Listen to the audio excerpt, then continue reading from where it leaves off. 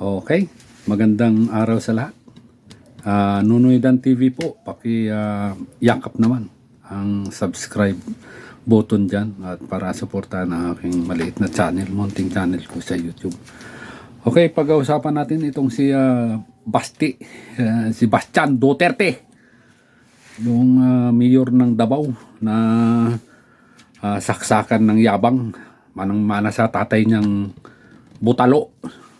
Yung si Basti na yung kinakasama ni Ilin Adarna dati na nag-live-in sila at yung kinakain nila araw-araw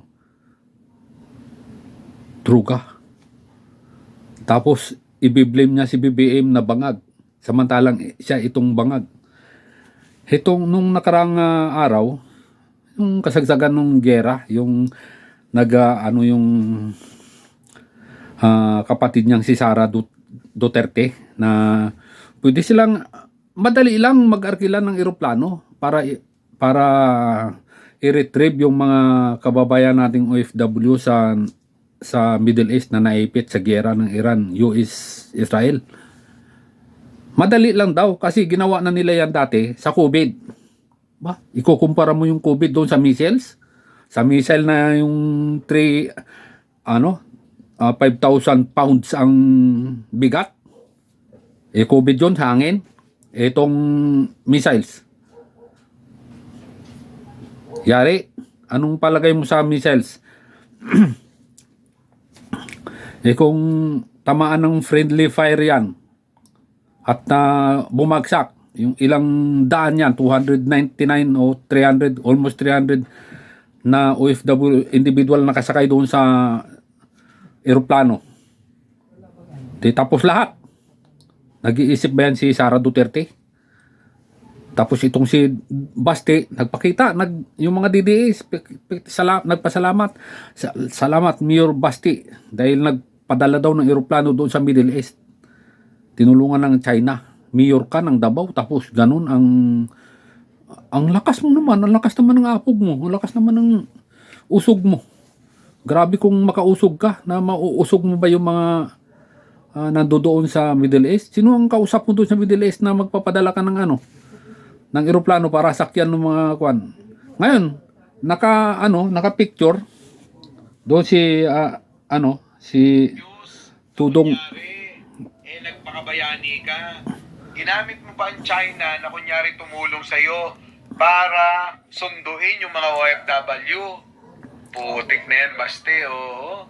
Ganyan ba talaga kayong mga Duterte? Puro pa may make news ang alam ninyo? Maya naman kayo. Obvious naman eh. Na wala naman kayong ginagawa talaga. O baka naman gusto mong iligtas si Sara sa katangahan niya. Na sabi niya, madali lang magpadala ng eroplano sa Middle East para sumundo ng OFW. O ano na nangyari? Yun, kunyari may ginawa kayo, pero puro fake news. Kunyari. Ibig sabihin, wala talagang nagawa.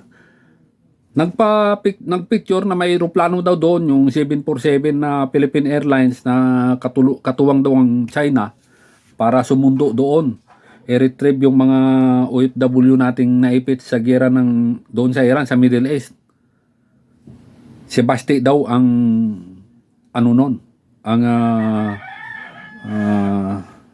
ang kinatawan ng Pilipinas.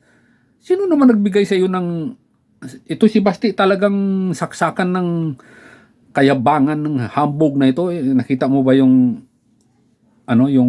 video ni Basti saka ni Ilin Adarna? Yung kinakain nila araw-araw. Shabu, marijuana, Nobel, cocaine, opium. Grabe. Yun ang sabi nung ganun pa yun. Sus. Tapos tawagin mong bangag yung aming Pangulo.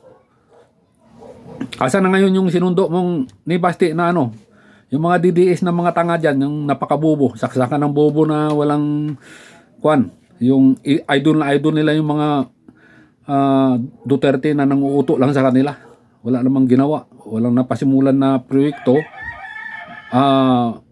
May nasimulan na proyekto pero walang natapos.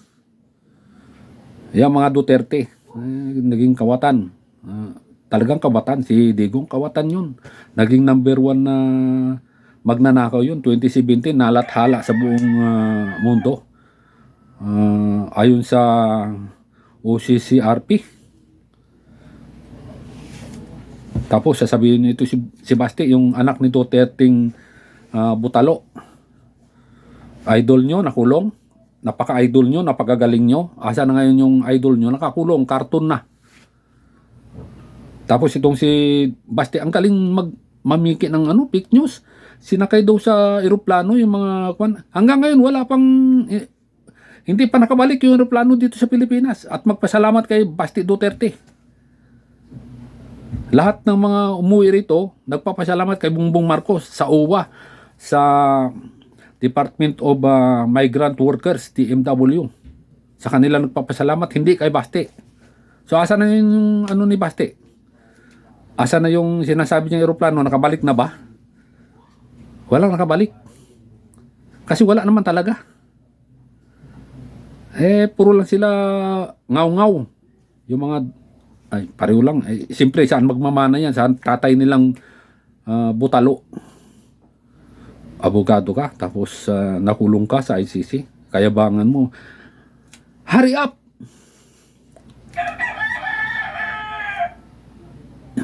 Arrest me! Oh, yan. Nung inaresto, pagsisipain daw niya. Nung naresto, makipag-away pa yung mga anak niya, si Kitty doon, minura pa si General Nicanor Torres. Hindi na nagbigay ng respeto doon sa senior na naggawad ng waristaran sa warrant of arrest kay tatay niya na siyempre, kung walang warrant of arrest yan, gagawin ba yun ng isang pulis? Mayabang kasi yan si Duterte, mayabang, napakabayabang, pati Diyos. Grabe. Lahat, parang siya ang sabi niya, utang ina. Napakahina niya. Oh, stupid God. Gagawin mo yung kinamulatan kong mula sa pagkabata hanggang sa ganitong edad na kinamulatan ko na ang Diyos ay mapagmahal, mapagbigay at nag-aalaga sa mga naniniwala. Si Duterte walang pinaniwalaan yung kundi sarili lang. Itong mga alipuris niya, yung mga supporter niya, mga supot, yung mga kulang sa yung utak na sa talampakan, sinasamba pa rin ang taong kumitil ng buhay ng mga, sabihin na nating mga adik yan, pero may mga pamilya yan, Pilipino yan eh. Ito pa, yung Baho de Masinloc, yung Scarborough Shoal, binibintang nila kay Trillanes na ibininta daw sa China. Sila ang nagbinta sa China. Kasama na yung Ayungin Shoal na talagang binapakuran ng mga Chinese dyan, yung mga Chinese Coast Guard o Navy, PLA Navy ng China.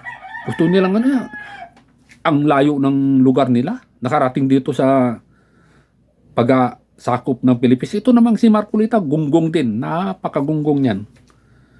Kapal na muka. Ididipinsa pa yung mga insekto, yung mga Chinese. Ang galing yung narrative niya, galing doon sa mga sinasabi ng Chinese ambassador, yung spokesperson ng Chinese, doon nanggagaling yung opinion na pinagkukuhanan ni Marcolita.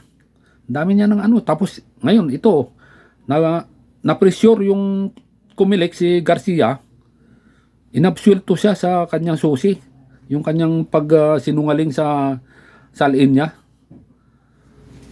sa expenditure niya, yung ginastos niya noong kampanyahan, inabsuelto.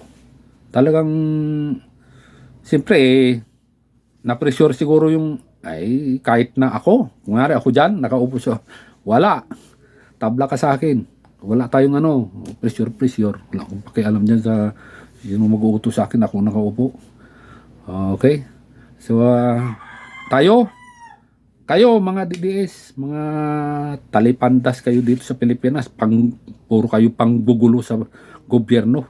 Ayun, nakatanggap kami ng subsidy, oil subsidy sa tricycle. Operator ako, driver pa. Nakatanggap ako 5,000. Sunod niyan, yung mga motorcycle taxi, kasama na mabibigyan.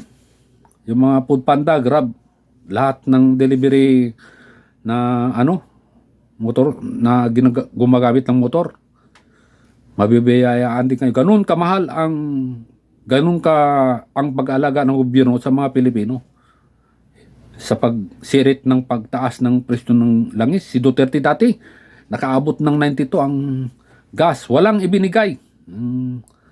Ang buang-buang.